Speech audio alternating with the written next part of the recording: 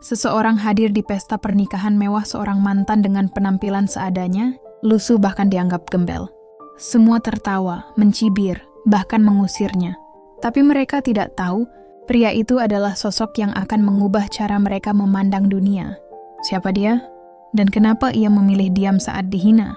Sebelum kisah ini dimulai, saya mohon keikhlasan teman-teman untuk subscribe dan like. Saya doakan Anda semua sehat, panjang umur, dan dilancarkan rezekinya. Mari kita mulai ceritanya. Pagi itu, langit Jakarta tampak cerah.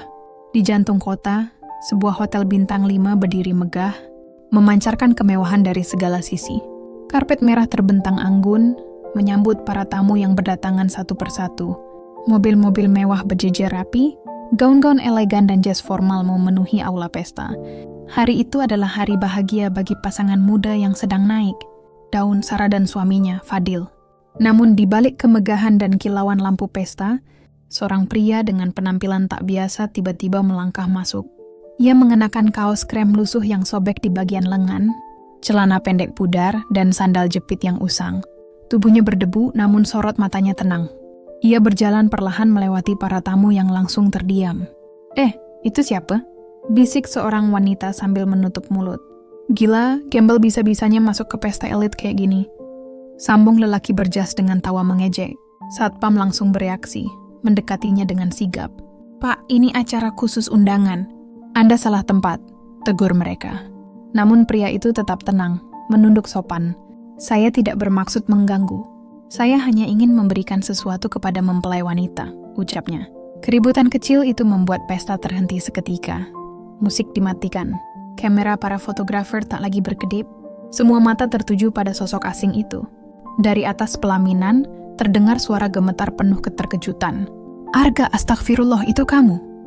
Itu suara Sarah, mempelai wanita, yang kini berdiri kaku menatap pria itu.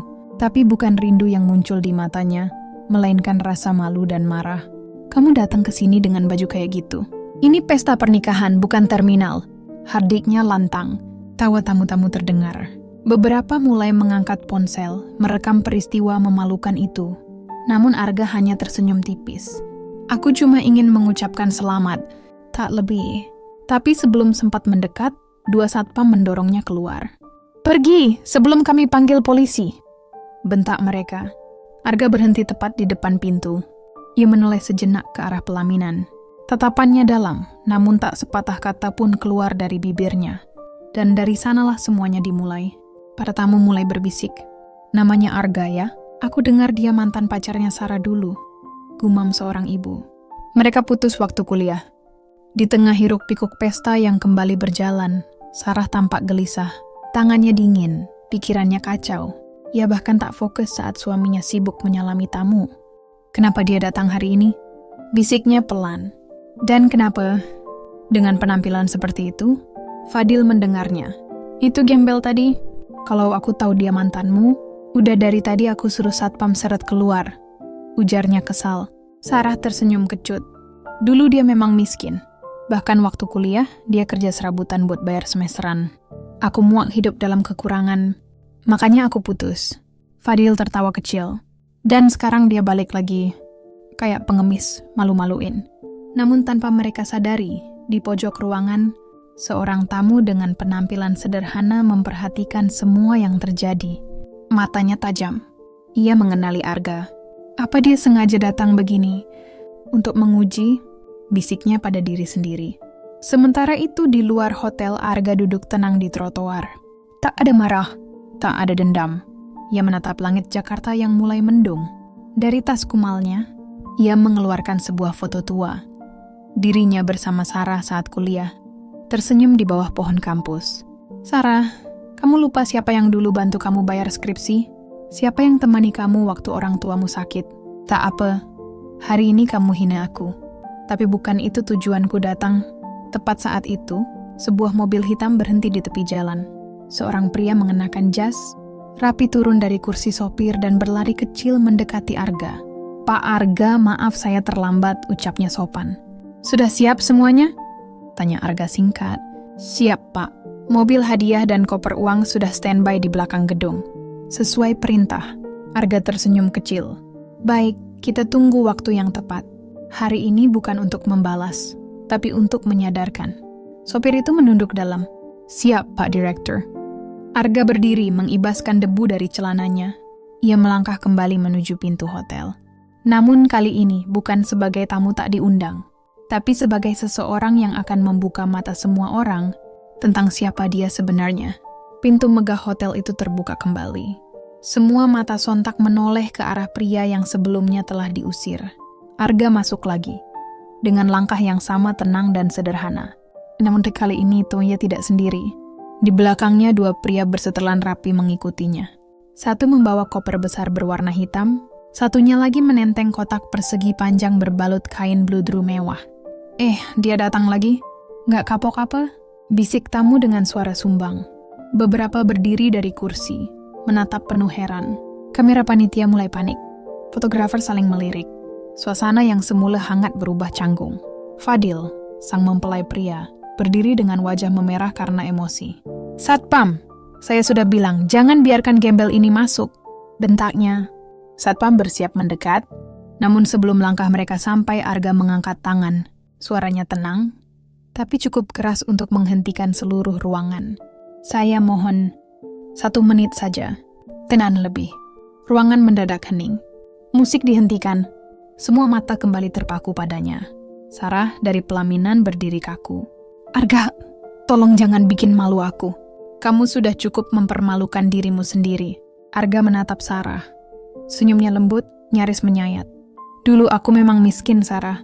Tapi bukan berarti aku hina. Dan hari ini, aku datang bukan untuk mempermalukanmu. Aku datang membawa hadiah. Seluruh ruangan terdiam. Beberapa menahan napas. Arga memberi isyarat pada asistennya. Pria yang membawa kotak kain bludru menyerahkannya pada panitia. Saat dibuka di depan panggung, tamu-tamu ternganga. Kunci mobil Alphard terbaru, lengkap dengan sertifikat dan surat resmi atas nama Sarah dan Fadil. Mobil ini, ucap Arga tenang, adalah hadiahku untuk kalian. Semoga membawa berkah dalam rumah tangga kalian. Beberapa tamu mulai bersorak, tapi belum selesai. Asisten satunya membuka koper besar. Di dalamnya tersusun rapi tumpukan uang tunai puluhan juta rupiah, terhitung resmi dari bank. Dan ini, lanjut Arga, sejumlah uang tunai. Semoga cukup untuk bulan madu kalian, kemanapun kalian mau. Sarah terdiam. Fadil tercengang, tak bisa berkata-kata. Seorang tamu memberanikan diri bertanya, "Maaf, siapa kamu sebenarnya?" Arga menoleh perlahan. "Aku Arga, pemilik utama tambang, batubara di Kalimantan Timur. Hari ini aku datang bukan untuk dipandang, tapi untuk mengingatkan bahwa penampilan bukan ukuran nilai seseorang." Ruangan hening.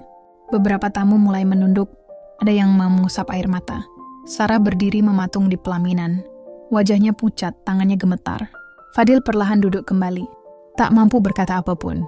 Semua tamu mulai menyadari, pria dengan kaos sobek dan sandal jepit yang mereka hina barusan bukanlah orang biasa. Sarah membuka bibirnya, nyaris tak terdengar. "Arga, kenapa kamu melakukan semua ini?" Arga menatapnya lembut. "Tak ada kebencian. Aku datang karena ingin mengucapkan selamat. Bukan dendam, bukan balas hinaan, karena kebahagiaan seseorang tak akan lengkap kalau masih menyimpan amarah." Sarah tak sanggup menahan air matanya. Ia teringat masa-masa kuliah. Arga yang selalu membantunya menyelesaikan tugas. Arga yang menjaganya saat ia sakit. Bahkan Arga yang menjual motor tuanya hanya demi membayar biaya sidang skripsinya. Semua itu ia lupakan demi pria kaya yang kini duduk di sampingnya. Tamu-tamu yang tadi tertawa kini tertunduk malu. Beberapa berdiri ingin menjabat tangan Arga, tapi ia menolaknya halus. "Saya bukan orang penting," katanya pelan. "Saya hanya seseorang yang pernah jatuh dan tahu rasanya dihina." Salah satu fotografer menghapus air matanya diam-diam. Satpam yang dulu mendorong Arga kini berdiri kaku, menunduk dalam rasa bersalah. Bahkan manajer hotel pun mendekat, meminta maaf dengan suara lirih. Namun Arga mengangkat tangannya. Jangan salahkan mereka. Bermain hanya menjalankan tugas. Menilai orang dari tampilan adalah kebiasaan yang diajarkan zaman ini. Sarah tak kuat lagi. Ia berdiri lalu berjalan tertatih-tatih menuruni pelaminan. Di hadapan Arga ia berlutut menangis. "Maafkan aku Arga, aku salah. Aku hanya menilai dari uang. Aku kejam. Semua mata terbelalak. Tak ada yang menyangka. Seorang pengantin wanita yang baru saja menikah berlutut di hadapan pria yang mereka hina sebagai gembel. Arga membungkuk, mengangkat Sarah perlahan. "Jangan menangis, Sarah," bisiknya lembut. "Pilihanmu sudah benar. Kau memilih pria yang kau rasa layak. Dan sekarang, kau sudah menjadi istri orang. Hargailah itu." Sarah semakin terisak. Air matanya tak lagi tertahan. Namun Arga, yang berdiri tegak di hadapannya, perlahan menoleh ke arah Fadil. Wajah Fadil menegang. "Kamu suaminya sekarang. Jagalah dia," ucap Arga, tegas namun tanpa amarah. "Jangan ulangi kesalahan yang pernah aku buat." Membiarkan dia merasa tidak cukup. Nah, dan tanpa menunggu balasan, Arga berbalik. Langkahnya mantap, perlahan namun pasti, meninggalkan pelaminan, meninggalkan luka yang sudah ia maafkan sendiri. Langkah kaki Arga menggema di lantai marmer aula itu. Tak satu pun dari tamu berani berkata apa-apa. Sosok yang tadi mereka hina sebagai gembel, kini berdiri sebagai lambang kehormatan yang tak bisa dibantah. Pintu kaca hotel terbuka perlahan. Dari kejauhan sebuah mobil hitam mewah telah menunggu. Supirnya buru-buru turun dan membukakan pintu belakang. Namun Arga tidak langsung masuk. Ia berdiri sejenak di pelataran hotel, menatap langit Jakarta yang mulai berwarna jingga. Senja turun perlahan. Udara sore menyapu lembut wajahnya. Sementara itu, di dalam gedung, tamu-tamu mulai keluar satu persatu. Bukan karena acara telah usai, tetapi karena suasana pesta telah berubah menjadi sunyi. Mereka mendekati Arga, bukan lagi dengan cemooh, melainkan dengan rasa hormat. "Pak Arga, maafkan perlakuan kami tadi," ucap seorang pria paruh baya sambil menunduk. "Kami benar-benar malu. Kami tak tahu siapa Bapak sebenarnya." Arga hanya mengangguk ringan. "Saya tidak datang untuk dilihat siapa saya. Saya hanya ingin mengucapkan selamat. Tapi Allah tunjukkan yang lebih besar, bahwa hati manusia seringkali kotor oleh penampilan." Seorang wanita muda datang mendekat. Ia teman kuliah Sarah dulu. Dan termasuk yang tadi ikut menertawakan Arga. "Saya dulu kuliah bareng kalian. Tapi saya ikut menertawakan kamu tadi. Maafkan aku," bisiknya lirih. Arga tersenyum kecil. "Tak perlu minta maaf. Mungkin ini cara Allah membukakan mata kita semua. Tidak semua yang tampak miskin layak dihina, dan tidak semua yang kaya pantas dibanggakan." Di dalam gedung, Fadil dan Sarah duduk membisu. Kado masih menumpuk. Hidangan melimpah, tapi pesta telah kehilangan maknanya. Salah satu sahabat Fadil berbisik dengan gugup, "Bro, lu tahu gak siapa Arga itu sebenarnya? Perusahaannya ekspor batu bara langsung ke luar negeri. Dia ada di daftar pengusaha muda terkaya tahun lalu." Fadil menegang. Napasnya tercekat. Ia menatap istrinya, Sarah yang masih pucat, matanya bengkak. "Kamu yakin?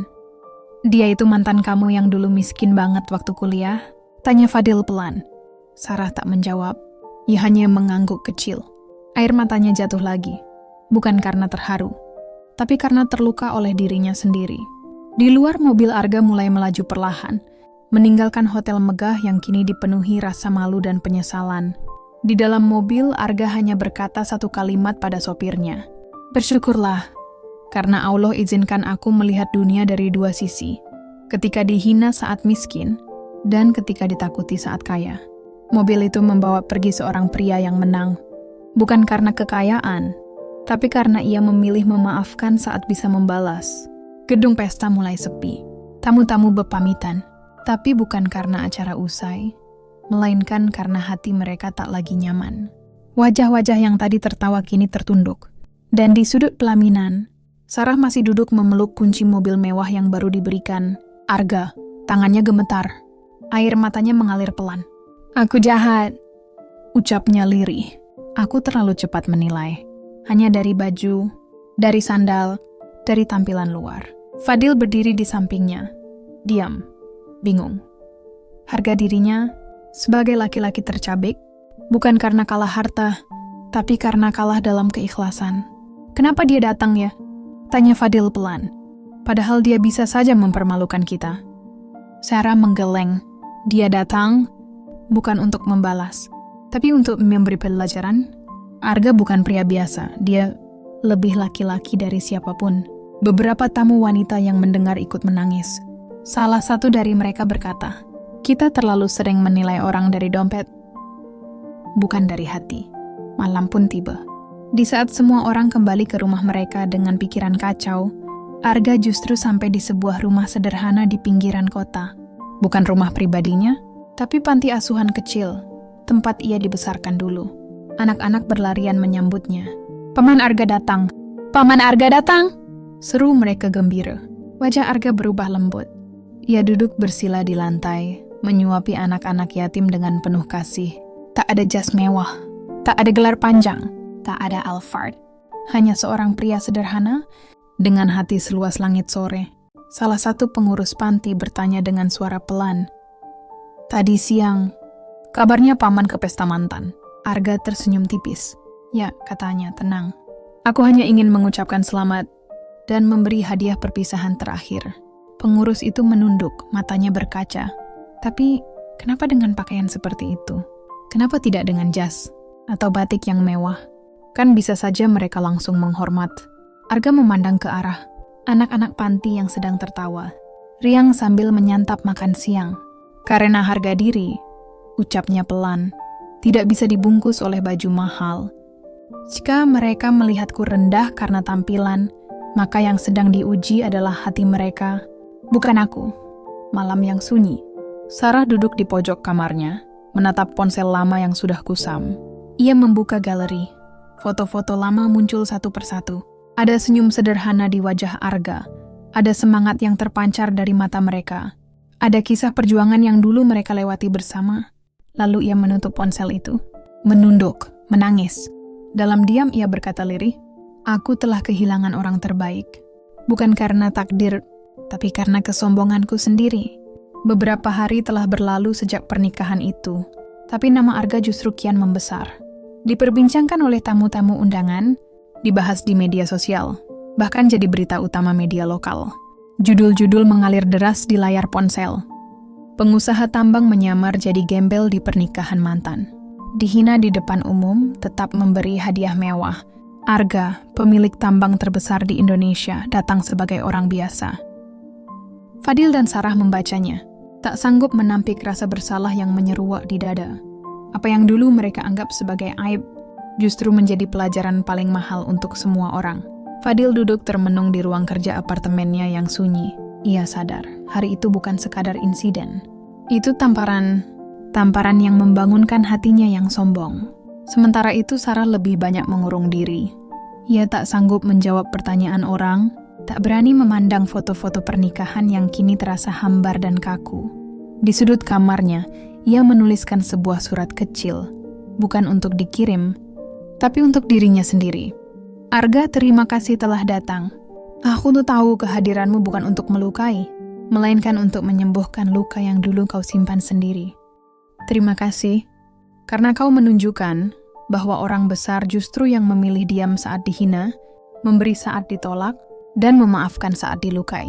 Sementara itu, jauh di Kalimantan Timur, Arga berdiri di ruang kantornya yang luas. Ruangan itu dipenuhi peta-peta tambang, layar monitor pengawas produksi, dan tumpukan laporan ekspor-impor. Tapi tak ada satu pun hiasan mewah. Hanya ada satu bingkai kecil di meja kerjanya. Foto dirinya bersama anak-anak panti, keluarga yang sesungguhnya. Seorang staf muda masuk. "Pak Arga, bantuan untuk semua panti sudah dikirim, termasuk yang rutin di Jakarta." Arga mengangguk. "Jangan lupa kasih tambahan untuk yang di Garut dan Pekalongan. Bulan lalu mereka kirim surat katanya masih kurang biaya makan." "Siap, Pak." Setelah staf itu keluar, Arga berjalan menuju jendela besar. Dari sana ia memandang tambang luas yang dulu ia bangun dari titik nol. Tempat ia jatuh, tempat ia belajar, tempat ia bangkit. Namun di balik semua kejayaan hari ini, Arga memilih hidup sederhana. Baginya, kehormatan bukan tentang dipuja, tapi tentang bagaimana ia memperlakukan orang lain. Terutama ketika ia punya kuasa untuk membalas, namun memilih untuk tidak. Ia tak ingin terkenal. Ia tak menuntut maaf. Ia hanya ingin dikenang sebagai seseorang yang tetap manusia. Bahkan setelah dunia meletakkan kekayaan di kakinya. Mobil-mobil mewah lalu lalang di halaman kantor. Namun bagi Arga yang paling mewah adalah kemampuan untuk memaafkan dan kekuatan untuk tetap rendah hati. saat semua orang menyuruhnya untuk tinggi. Terima kasih kamu sudah menyimak cerita ini. Jangan lupa untuk like video ini, subscribe channel kami, agar tidak ketinggalan cerita menarik lainnya. Sampai jumpa di cerita berikutnya.